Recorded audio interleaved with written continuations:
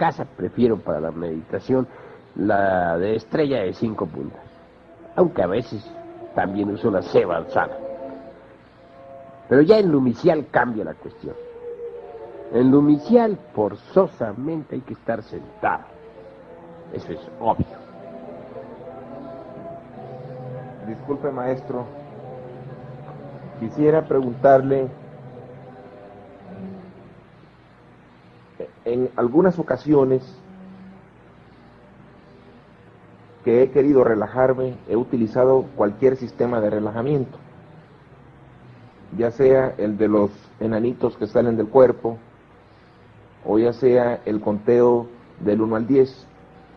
Sin embargo, a veces, debido al ajetreo del día, la mente me confunde en el relajamiento.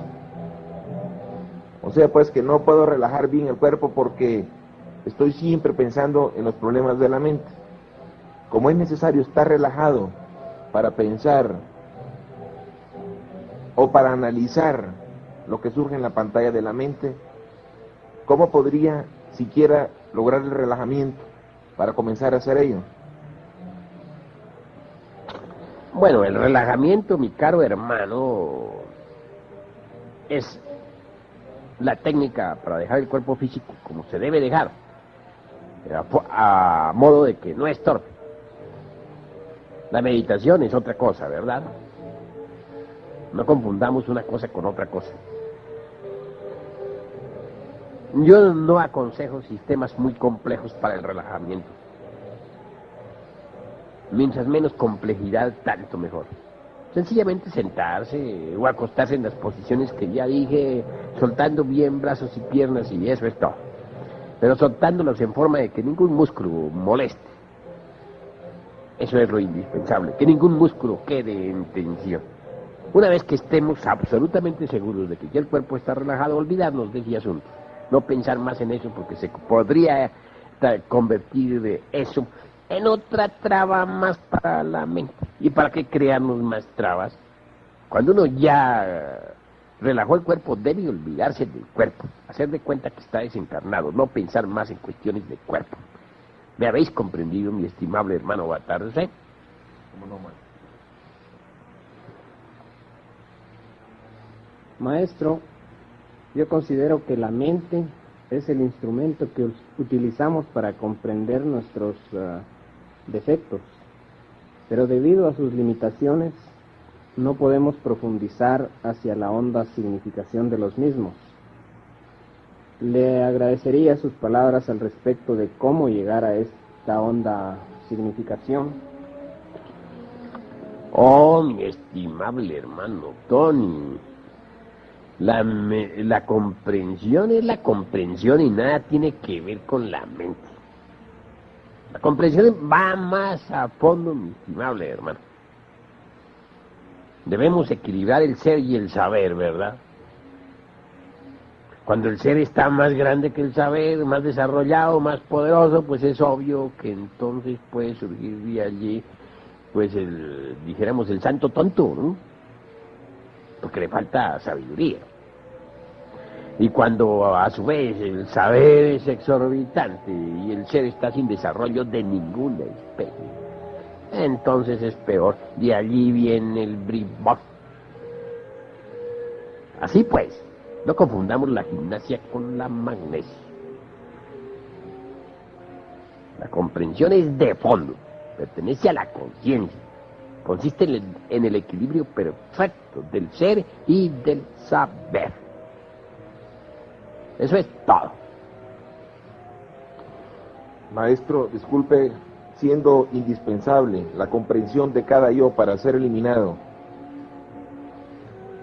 ¿pudiera ponernos usted un ejemplo de lo que es la comprensión de un yo determinado?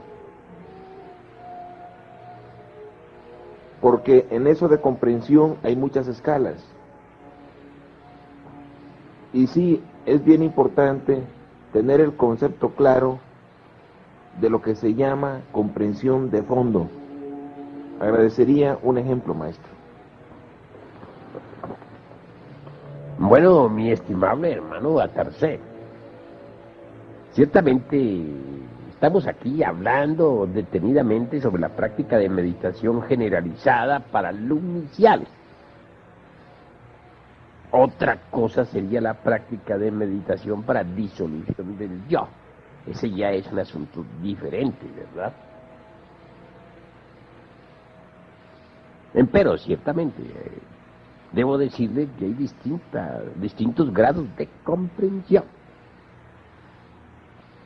Yo entiendo por comprensión de fondo cuando uno ha llegado a aprender, a capturar la honda significación de tal o cual cosa o de tal o cual defecto de tipo psicológico. Pero cuando uno no ha llegado así tan lejos, cuando tan solo comprende el proceso, por ejemplo, de la ira, o del egoísmo, o el odio, y nada más, pero que no ha capturado realmente su íntimo significado de fondo. Hay cierta comprensión, pero no es la comprensión de fondo, es la comprensión de superficie.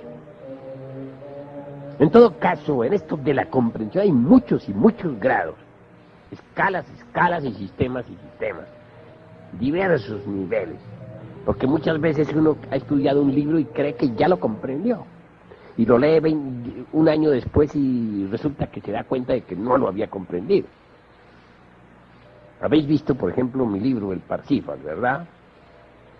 Ese es un libro para estudiarlo durante toda la vida. Sin embargo, hay muchas gentes que creen que ya lo comprendieron. Pero cuando lo vuelven a leer, se dan cuenta de que les faltaba comprenderlo más. Y si repiten la lectura años más tarde, se dan cuenta de que no habían entendido nada, que les faltaba todavía comprender. Total que esto de la comprensión es algo muy elástico.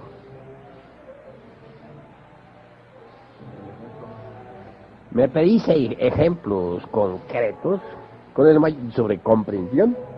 Con el mayor gusto voy a citaros uno, nada más que uno experimentado en mí mismo, porque me gusta hablar sobre lo que yo mismo he experimentado.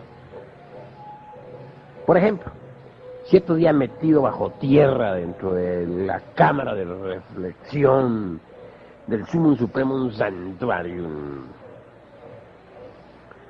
me propuse, mis caros hermanos, comprender aquella estancia, decían, donde se nos habla del primer instante relacionado con la fecundación de las aguas caóticas. Intelectualmente siempre había entendido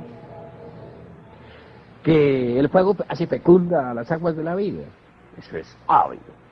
Intelectualmente había comprendido que el tercer logos fecundó las aguas caóticas en el amanecer de la existencia para que surgiera el cosmos. Mas no había aprehendido su honda significación.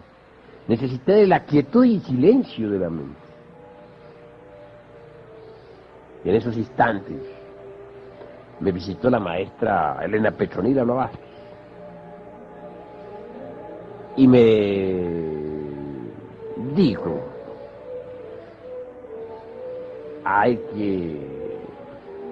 El tercer logos, dispensen ustedes, el tercer logos dijo a su esposa: y fecundar la materia caótica para que surja la vida. Empero, tú verás. Ella me narraba eso, sí, pero faltaba algo más: revivir yo aquello, revivir ese drama, y lo conseguí a través del Samadhi. Fui testigo de la aurora de la creación, vi el instante en que el primer logos emanó de sí mismo al tercero.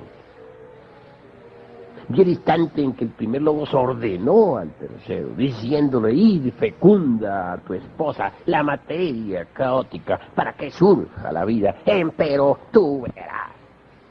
Fui testigo de esa escena. Y es obvio, entonces hubo aprehensión de su honda significación. El anciano aquel se inclinó reverente, vestido con un manto azul, y luego inició el gran trabajo con los rituales del fuego. ¿Me habéis comprendido? En el primer caso solamente había información intelectiva, en el segundo había aprehensión de fondo. En el primer caso había comprensión puramente, dijéramos, informativa o intelectiva. En el segundo, verdadera comprensión de fondo. Eso es todo. Gracias, maestro. Me refería a la comprensión de un yo.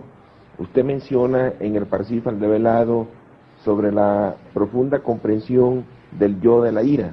Menciona algo que no recuerdo. ¿Pudiera ser tan amable de explicarnos esa comprensión? Es claro, mi estimable hermano Baltar, sí, es claro.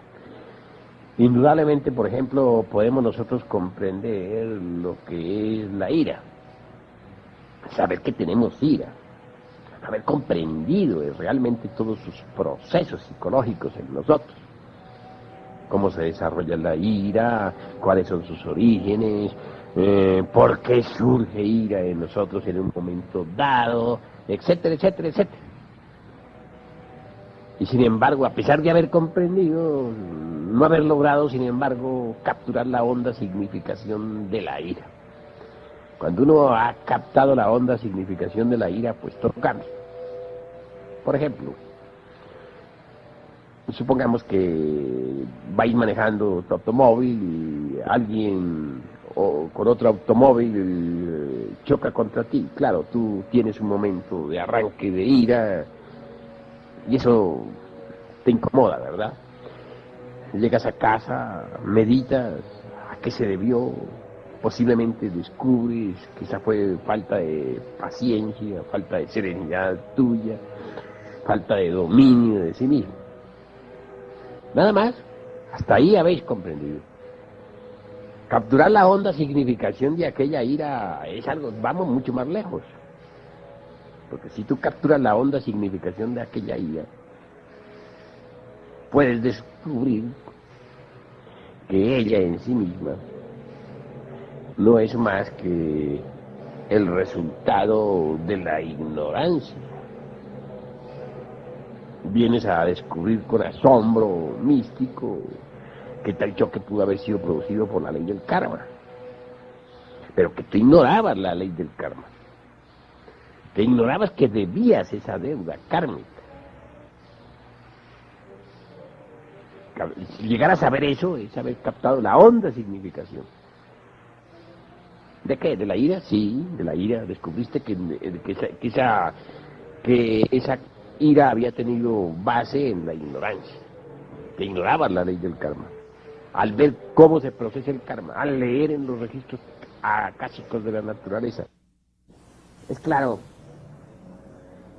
que en tercera cámara recibimos fuerza, porque realmente en la sala de meditación se establece un vórtice de magnetismo extraordinario.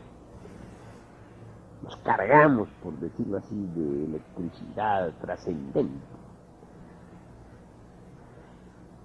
para seguir con firmeza en nuestras prácticas esotéricas. En casa debemos aprovechar la fuerza que hemos acumulado y practicar con intensidad la meditación.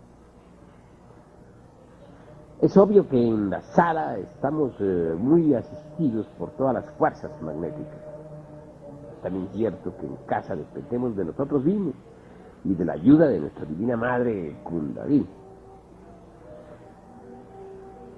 Las técnicas pueden ser iguales, tanto en casa como en la sala de la meditación.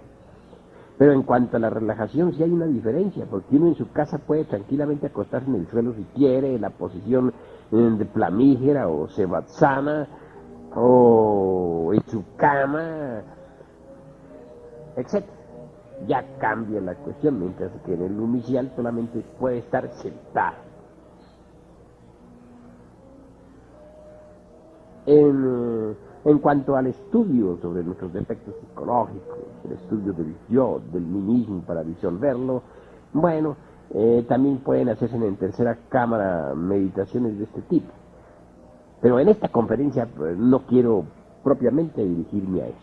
Únicamente quiero decirles a ustedes que en la casa puede uno meditar profundamente en los yoes, es decir, primero descubrir un